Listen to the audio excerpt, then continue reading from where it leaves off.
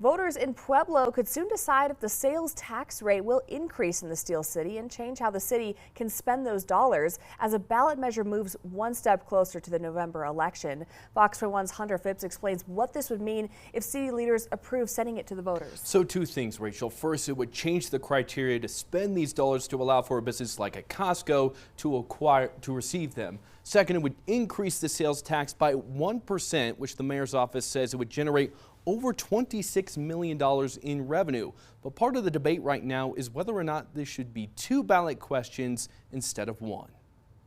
A debate on businesses and tax dollars in Pueblo as city leaders consider how to go about its half-cent sales tax going forward. If voted and passes on November 4th, that we will be able to see an increase in economic development. Mayor Heather Graham first proposed changes back in June, but council members didn't agree, voting it down 4-3. I do not feel like the city should be limiting itself to only being able to use 15% of the money if we are going to the vote of the people to ask how the money should be spent. Now, voters could possibly decide in November if city council approves a ballot measure. The mayor's office brought it to council for the first time on Monday, and the ordinance passed its initial reading in a 5-2 vote. But not everyone agreed. We have a new mayor that comes in and they want to turn everything upside down and don't even have the respect to go to these places that have been doing this forever and ask for advice or ask for suggestions. I did go to other communities who are thriving with economic development, and this is the language that I took from other communities. So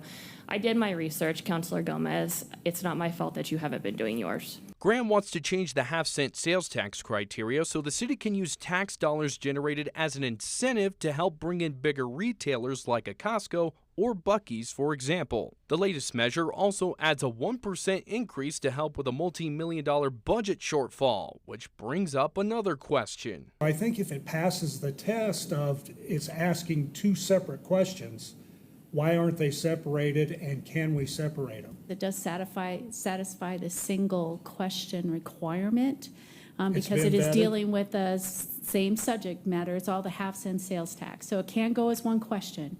You can choose to separate them if you want to. The measure has one more hurdle to clear before people potentially decide in November. And I'm hoping that we can, within the next 2 weeks, come up with a compromise that everybody could live with.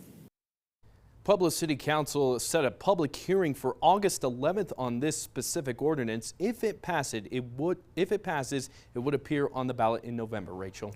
We'll continue to follow this. Thanks so much, Hunter.